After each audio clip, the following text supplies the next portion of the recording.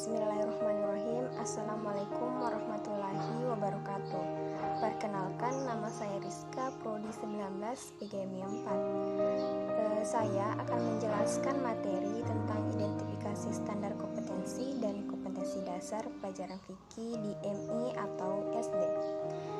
Nah, sebelum kita ke SK dan KD, kita terlebih dahulu mengetahui kurikulum. Apa sih itu kurikulum? Menurut KBBI atau Kamus Besar Bahasa Indonesia, kurikulum adalah perangkat mata pelajaran yang diajarkan pada lembaga pendidikan.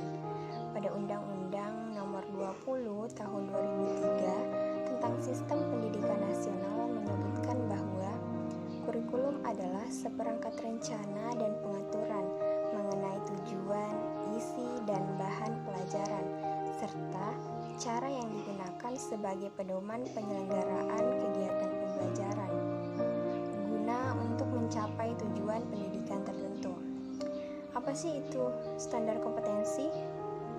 Nah, perlu kita tahu bahwa standar kompetensi dapat diartikan sebagai pernyataan tentang pengetahuan, keterampilan, dan sikap yang harus dikuasai oleh peserta didik, serta tingkat penguasaan yang diharapkan dicapai dalam mempelajari suatu mata pelajaran. Nah, dengan demikian, standar kompetensi mata pelajaran diartikan sebagai kemampuan siswa dalam melakukan suatu tugas atau pekerjaan berkaitan dengan mata pelajaran tertentu.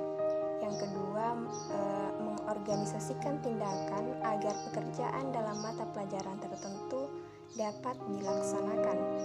Yang ketiga, melakukan reaksi yang tepat bila terjadi penyimpangan dari rancangan semula. Yang keempat atau yang terakhir, melaksanakan tugas dan pekerjaan berkaitan dengan mata pelajaran dalam situasi dan kondisi yang berbeda. Selanjutnya, KD.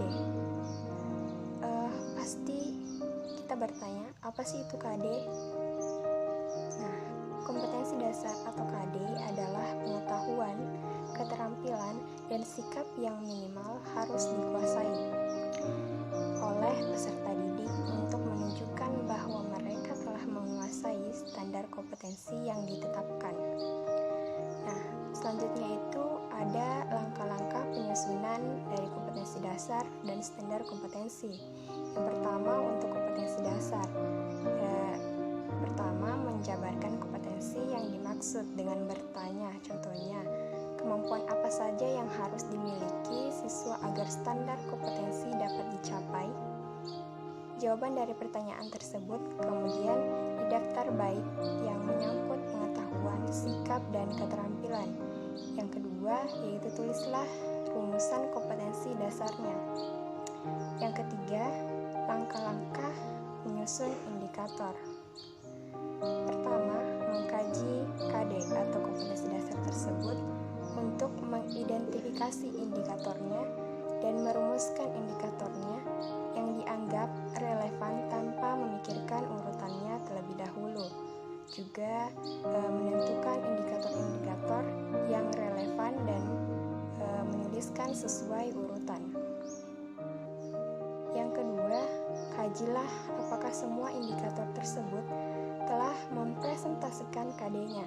Apabila belum, lakukanlah analisis lanjut untuk menemukan indikator-indikator lain yang kemungkinan belum teridentifikasi. Yang ketiga, tambahkan indikator lain sebelumnya dan rubahlah rumusan yang kurang tepat dengan lebih akurat dan mempertimbangkan urutannya. Kemudian, langkah-langkah perumusan standar kompetensi dan kompetensi dasar. Langkah-langkah perumusan standar kompetensi atau SK dan kompetensi dasar sebagai berikut. Yang pertama, guru perlu berpedoman atau mengambil rumusan SK dan KD yang telah disusun oleh BSNP berdasarkan mata pelajaran yang diambil. Guru memilih SK dan KD yang telah dirumuskan oleh BSNP untuk setiap mata pelajaran. Pemilihan SK dan KD harus sesuai dengan jenjang pendidikan, mata pelajaran, dan semester. SK dan KD yang diambil menjadi pedoman dalam mengembangkan komponen-komponen silabus berikutnya. Setelah SK dan KD dipilih, selanjutnya dilakukan analisis dengan mengajukan pertanyaan dasar. Apa sajakah tanda-tanda bahwa siswa atau siswi telah menguasai kompetensi? Nah, contoh standar kompetensi dan kompetensi dasar untuk mata pelajaran fikih. Standar kompetensinya yaitu memahami ketentuan hukum Islam tentang syahadatain. Nah, kompetensi dasarnya yang pertama meyakini kebenaran kalimat syahadatain. Yang kedua, mengamalkan ketentuan syahadatain. Inilah temuan yang saya dapatkan dari standar